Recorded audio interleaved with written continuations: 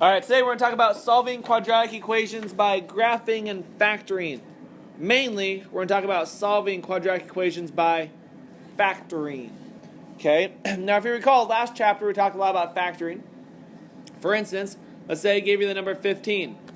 15 would be factored as what? Anybody? What are the factors of 15? 3 and 5. So 15 would be like 3 times 5.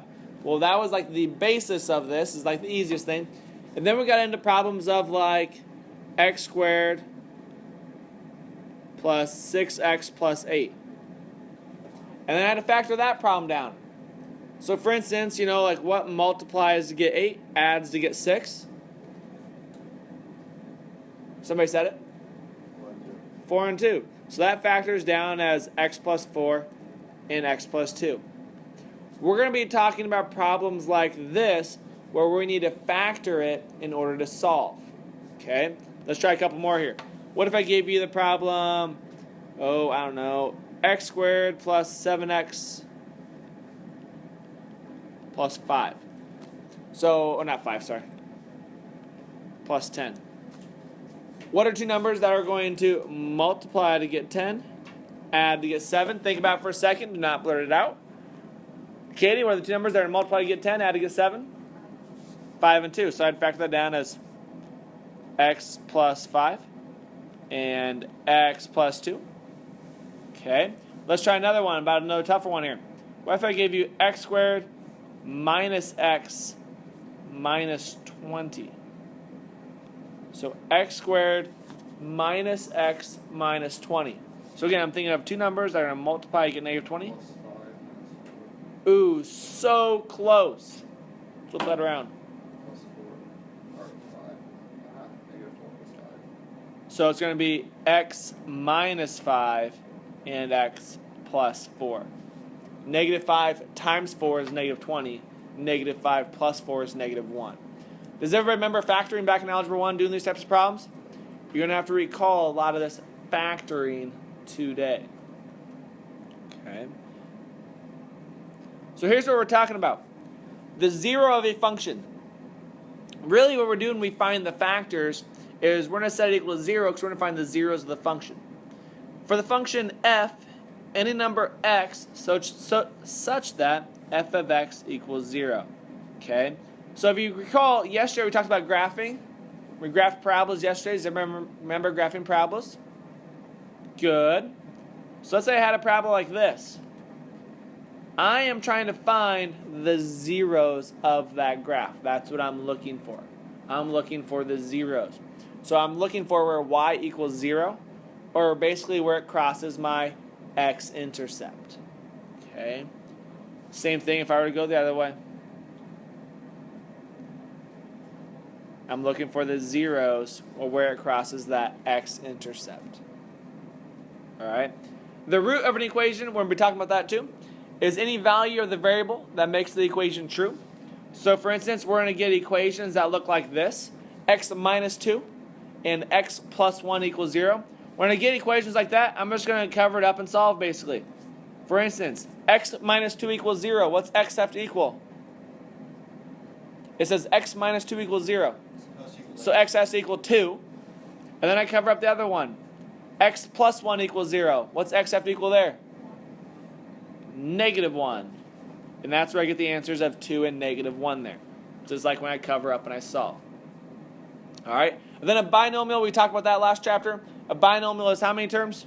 2 terms. 2 terms. A trinomial is how many terms? 3 terms. Okay? So we recognize that.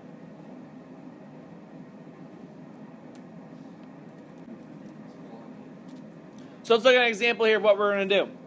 We're going to look at problems like this, where I have x squared plus 2x minus 15 equals 0. Now when I'm doing this, I always want to set it equal to 0, and you'll see why. I need to factor it. So for instance, I need to find two numbers that multiply to get negative 15, add to get 2. So as I think about it, what are two numbers that multiply to get negative 15 and add to get 2? 5 and negative 3. So notice we factor it. X plus 5 and x minus 3 equals 0. And then I set each term equal to 0. So it's x plus 5 equals 0. X minus 3 equals 0. Well, what plus 5 is 0? Negative 5. What minus 3 is 0? 3. And that's where I get my solutions from. So again, we're going to be factoring these problems down. That is key today.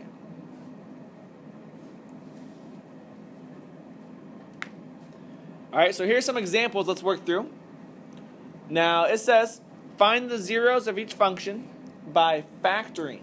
Set the function equal to 0, factor, set each factor equal to 0, and then solve each equation. Okay, notice these are kind of the steps. I'm going to set the function equal to 0, factor, set each factor equal to 0, and then solve each equation. Okay. As you look at the first problem here, 4x squared minus 24x. Okay. Notice, this is just a binomial. Does everybody see it's just a binomial? It's two terms? Yeah. Do you see how there's an x in both terms? So I need to factor. When I mean factor now, I need to pull what they both have in common out. Okay, so when it's a binomial here, I need to see what do they both have in common that can come out. A 4x. So I pull a 4x out of both. Now if I take a 4x out of x squared, I'm left with x. If I take 4x out of 24x, what do I get there? 20x. I'm dividing. 5x. I get 6. Oh. Because 24 divided by 4 is 6. And if I take the x out, there's no x left, right? So I have 4x and I have x minus 6.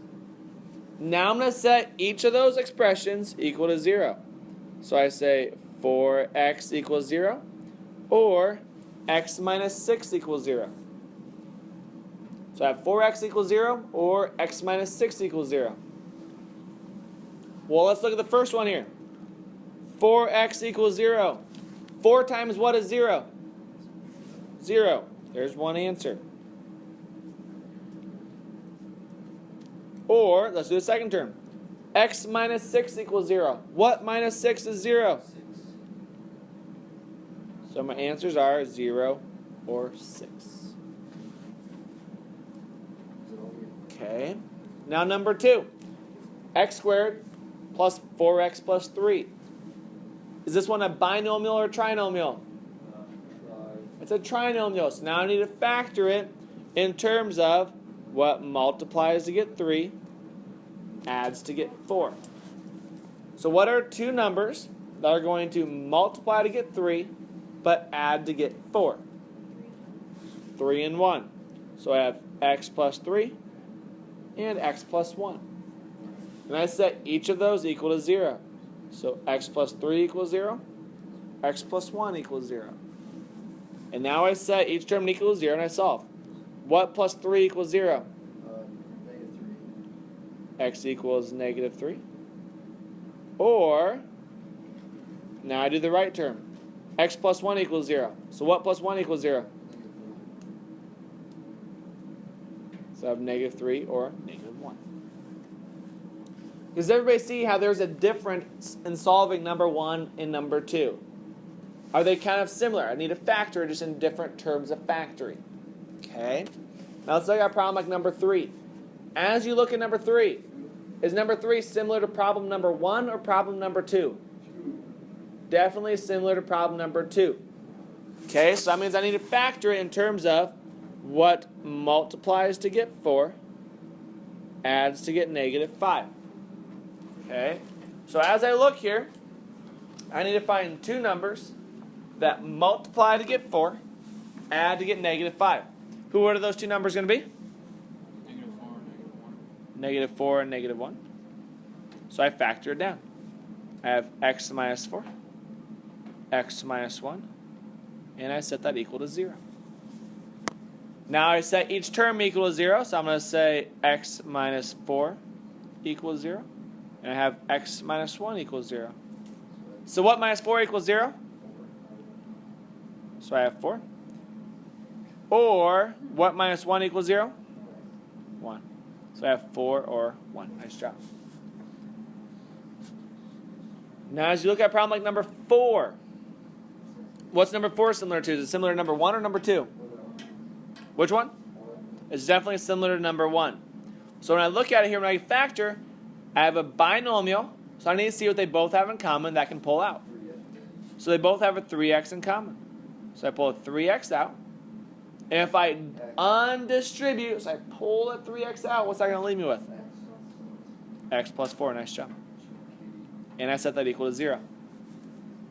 So I have 3x, parentheses x plus 4, equals 0. I'm going to set each term equal to 0. So I have 3x equals 0. And I have x plus 4 equals 0. So 3x equals 0, that means x has to equal 0. Or x plus 4 equals 0, x will equal negative 4. There you go.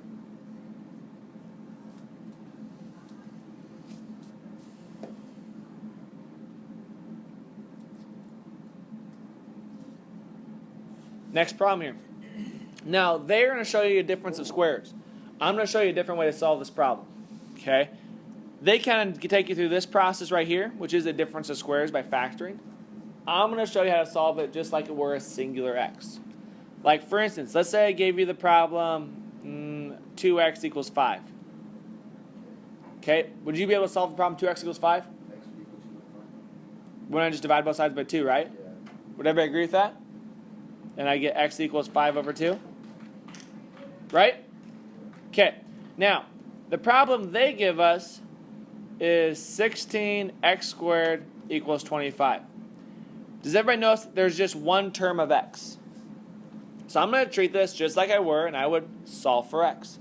So how would I solve for x here? I would divide both sides by 16. When I divide both sides by 16, that gives me x squared equals 25 over 16. Now, as I look at it here, what undoes a squared term? Square root. So I'm going to take the square root. I can take the square root of a fraction. What's the square root of 25? What's the square root of 16? Square root of 16 is what? 4. Now, my answer is going to be plus or minus 5/4. Because technically a square root can be positive or negative, right? For instance, what's the square root of 9? 3 or negative 3, right? And because I'm talking about equations, I need to make sure I include the plus or minus. Nice job. So again, they kind of take you through this route. I would think this problem over here is easier to do. If there's ever just one x in the problem, just solve for x. Okay. So let's look at problem like number 5. Again, I'm going to cover up these bottom parts here. Okay. 4x squared equals 49. I'm going to solve for x. What would I do in order to solve for x? I would divide by 4. Well, I get x squared equals 49 over 4. Awesome. What undoes the squared term? So I do the square root. I get x equals, what's the square root of 49? Square root of 4. And I need to make sure I put plus or minus in the front. X equals plus or minus 7 over 2.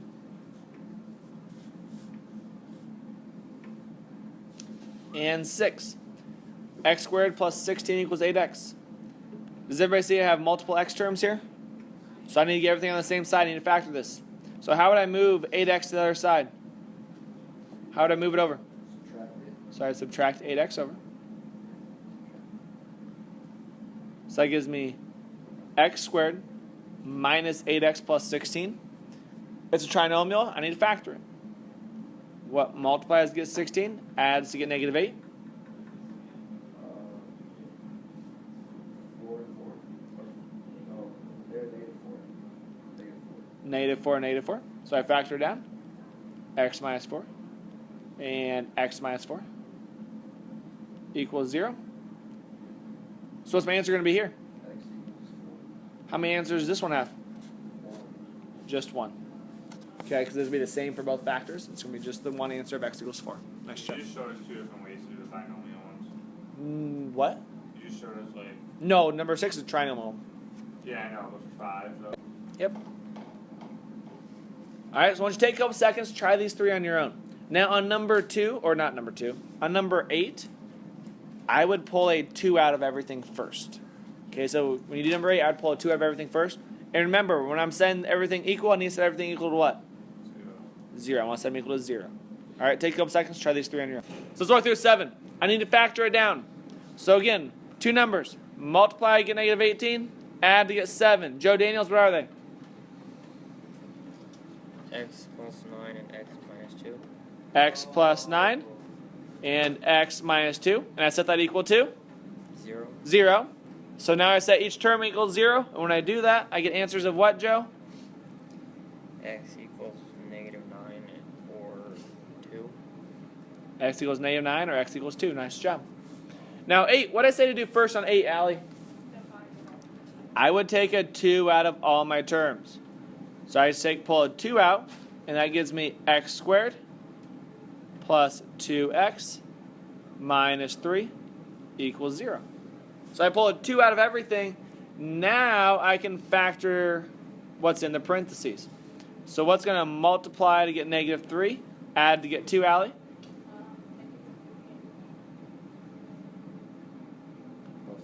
Positive 3, negative 1, right? So I have 2 parentheses x plus 3. Yeah, you were. X minus 1 equals 0.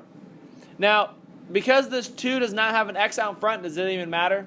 No, it's just a constant out in front. Doesn't even matter. So what plus 3 equals 0, Allie?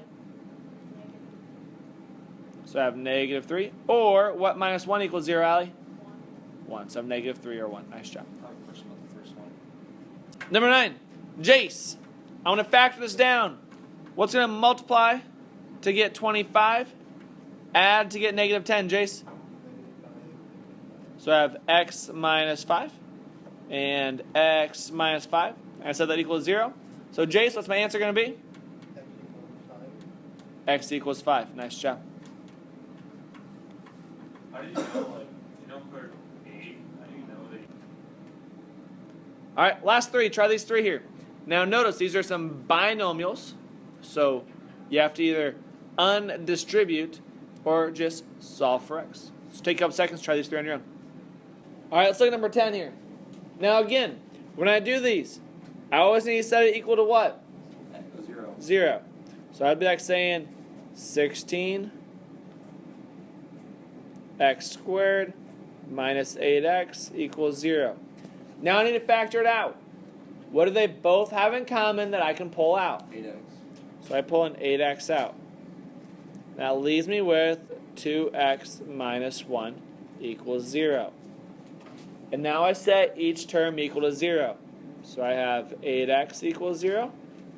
And I have 2x minus 1 equals 0. First term, 8x equals 0. What's x going to equal? 0. Or, second term, 2x minus 1 equals 0. What's x going to equal there? 0.5. 1/2 or 0.5. Sure. Number 11, same thing. Instead of f of x, we're going to set it equal to? 0. So I have 0 equals x squared minus 25. Now again, how many x terms are there? 2. No, how many x Oh. terms? How many are there? 1. Whenever there's just one x term, I solve for x. So what would I do to solve for x here?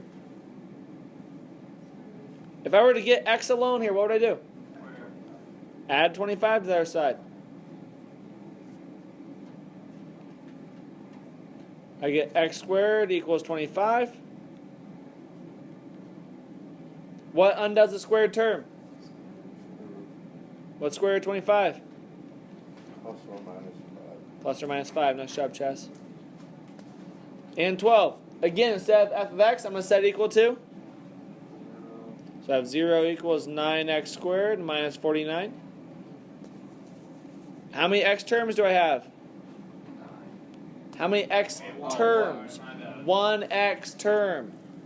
So I need to solve for x here. What would I do to solve for x? Add 49. So 49 equals 9x squared. Divide both sides by 9. So I have 49 over 9 equals x squared.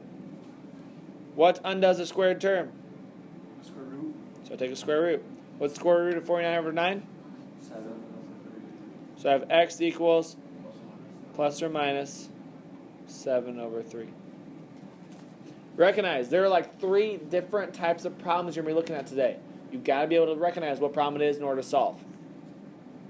Here's your assignment.